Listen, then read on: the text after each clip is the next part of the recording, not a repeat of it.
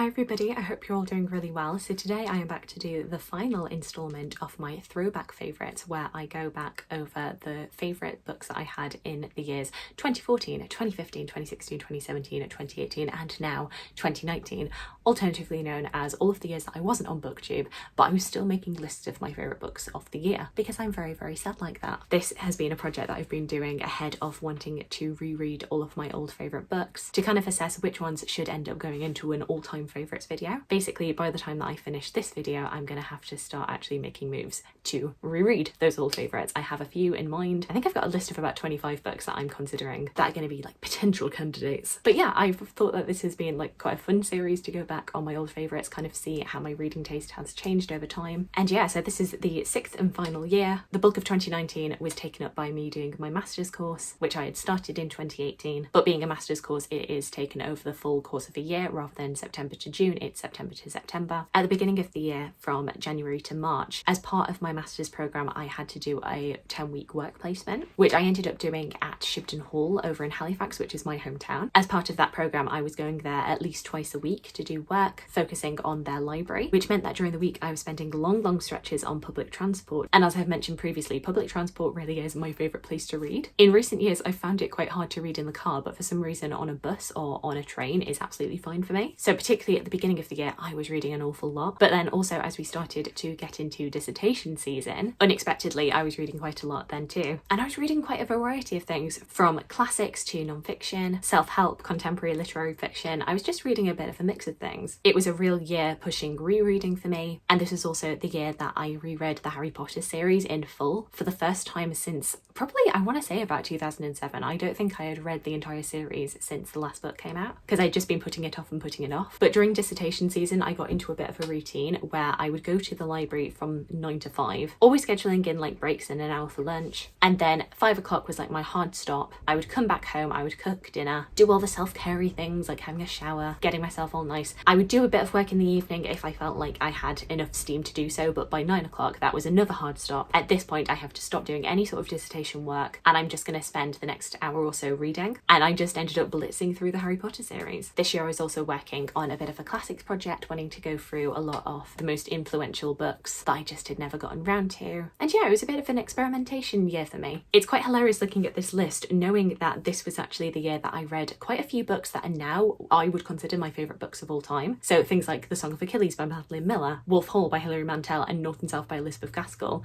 These were 3 books that I read for the first time in 2019, or at least attempted to read them, and I just, for whatever reason, didn't really get on with them, or I just wasn't particularly fussed on them. Whereas, like I say, now they are some of my favourite books of all time, and this does happen quite a lot, where the first time that I read, watch, listen to something, like something in me just kind of is a bit resistant and a bit reluctant. I kind of put my blinders up about certain things, but then I'll go back and I'll rewatch or re-listen or reread this piece of media, and suddenly I'm like, oh, this is actually brilliant. It happened for Game of Thrones, it happened for Hamilton. There was so many different things where like they are my favourite thing of all time, but the first time that I tried to interact with them, I was just a bit like, oh, what is this? This is different. I should probably do a video about that, like things that really improved for me on a reread. Just a weird quirk of my personality. But yes, enough chattering, let's just get straight into these books. There are 10 books to talk to you about today. They're not in any particular order, I don't think. And yeah, bit of a mix of things. So first up is Convenient Storewoman by Sayaka Murata, all about the main character of Kiko, who has been working a convenience store for the past 10-15 years, and this suits her life very well. It suits her sensibilities. She loves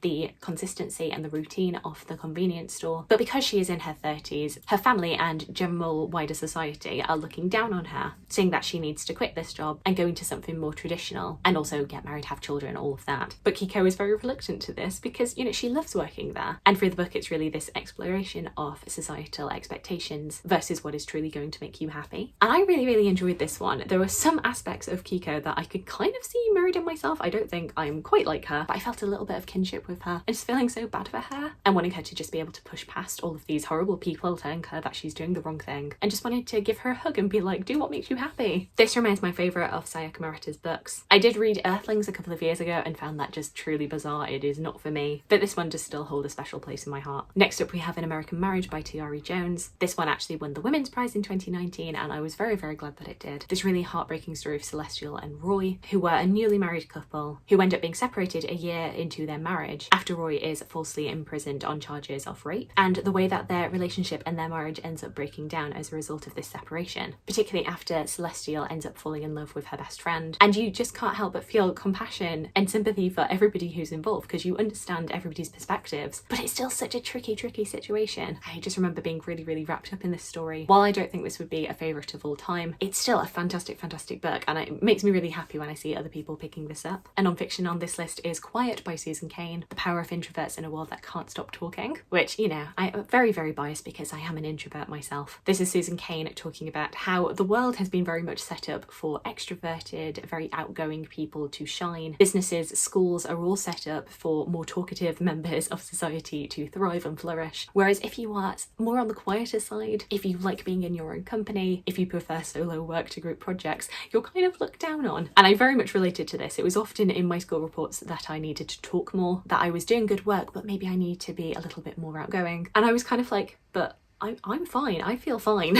Like, what's the problem if I'm actually getting my work done? But far from being a book that is like bashing on introverts to push introverts up, Susan Cain is really talking about how societies need a bit of both. And that's why I like this book. I think there is a good amount of balance. It's a good way of like either educating you on what it is like to be an introvert if you are an extrovert, but also kind of like boosting you up and pepping you up if you are an introvert who has felt a little bit insecure about your introversion. Definitely one that spoke to me and that I really enjoyed. Another non-fiction, which I probably should go back to and reread at this point, is Why We Sleep by Matthew Walker, talking about the science behind sleep and why sleep deprivation, even from one day, can cause really bad effects on your health. This was a book that I started reading and the first page just terrified me so much that I ended up going to bed. Quite powerful stuff. This book did have a really strong effect on me for a few months after I read it, in kind of reminding me why it was important that I got enough sleep, especially in like this dissertation time when I was reading it, where it would have been so easy to neglect my sleep and just keep on pushing through and trying to work until the wee hours of the morning. But actually, as I demonstrated to myself during my dissertation time, having a good routine,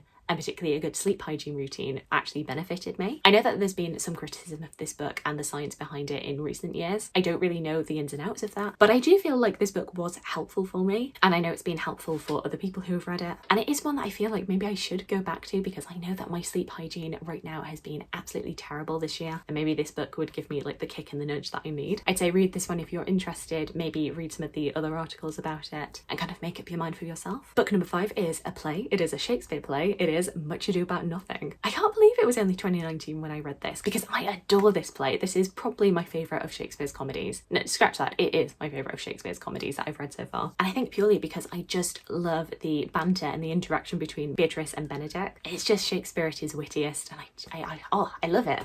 I've recently been reminded of how much I love this play because they were actually doing an outdoor performance of it in Oxford, and I just had a grin plastered on my face the entire time. I don't know if I've got this so far on my list of favourites to reread, but if I haven't, I need to add it. I know that King Lear is on there, but maybe Much Ado also needs to be on there. Next up we have The Binding by Bridget Collins. I actually remember reading this in August, I want to say, of 2019, right in the thick of dissertation writing. I believe I reread this in 2020, so I'll leave the wrap up where I talked about this more in detail. But this is kind of a low fantasy, slightly like historical alternate universe in which bookbinders are kind of imbued with a magical skill and are feared by society because people go to bookbinders in order to take memories out of their brains, put them into books and keep them locked away. And I remember it being very atmospheric and very haunting, very chilling, thinking about the ways that people can use and abuse this power. I remember loving this one when I read it, and when I reread it, wasn't quite as fussed with her follow-up, but this one still holds a special place in my heart. Also, one of the most stunning books I had owned to this point. It has a fairly unassuming front cover, but you took the dust jacket off and there was like gold foiling. It was just a stunning thing, which actually really worked with the story of the bookbinders. Next up, a book that was incredibly hyped in 2019 that I ended up reading was The Seven Husbands of Evelyn Hugo by Taylor Jenkins Reid. Fictional Hollywood actress of Evelyn Hugo, who is recounting her career and her life, and particularly her 7 marriages, but the mystery being who was her true love and why only now is she wanting to share her life with the world. This was my first Taylor Jenkins read. It remains my favourite of the ones that I've read. Even though I'm not a massive film buff, I do still have a bit of a fascination with old Hollywood, the glitz and the glamour of these golden years, but also the dark underbelly of all of of the things that were like being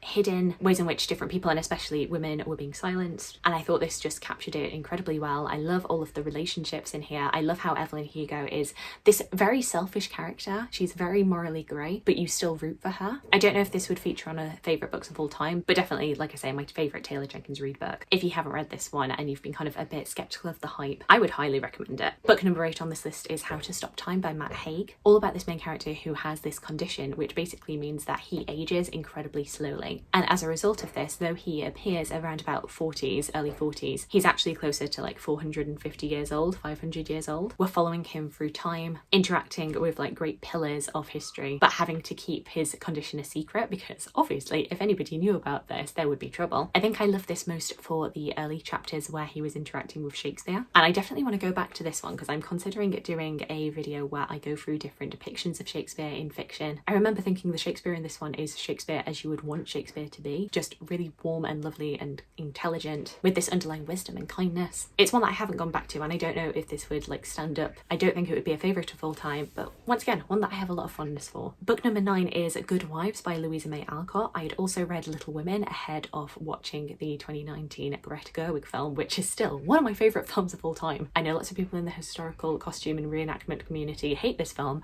but I can't help it. I love this. This one just draws out so many emotions from me. I know we're not talking about the film, but just humour me for a second. The film is so cathartic. If I want to watch a film that I know is going to make me cry, I go for Little Women because basically from 45 minutes into the film until the end of the film, I am weeping. No word of exaggeration, and it happens every single time. But yes, I had never read Little Women before and decided that I absolutely had to ahead of the film coming out. It was one that I just had never had interest in before then, and I was just blown away at how much I enjoyed it. But as sweet and charming as the first book, Little Women, is, for those of you who don't know, in the UK it is often separated. The first part being Little Women, the second part being Good Wives. That second part taking place in the time jump. And like I say, as charming as I thought the first part was, I actually found myself more taken by Good Wives, which is probably a bit weird because I know that a lot of people don't like Good Wives as much because of where characters end up, because of all of the dreams and expectations that the main characters had in the first book. I think a lot of people were disappointed by how their stories ended up panning out in Good Wives. But for me, I just found it very realistic, and especially I was reading this having just finished my master's course and searching for work. And I think anybody can agree that post-graduation job searching is just,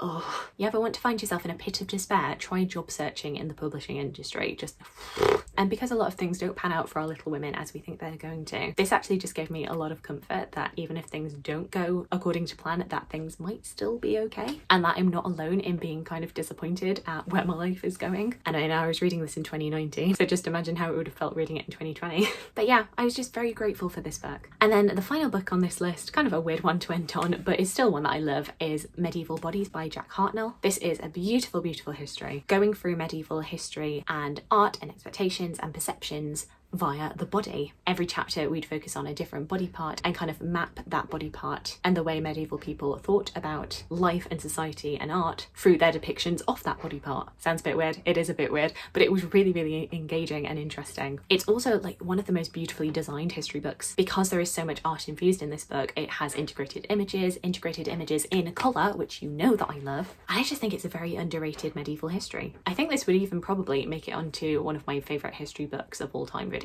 but definitely one that I would need to reread. So there we go, this is the very, very end of my throwback favourites videos. I really enjoyed doing this series. It's given me a lot of inspiration for where I need to go in my all-time favourites search. I don't really know when it would be that I would eventually do that all-time favourites video, but I'd like to do it, you know, at least in the next year. Do let me know if you've read any of the books that I've spoken about today. Alternatively, let me know about any favourite books that you had in 2019 if you remember them.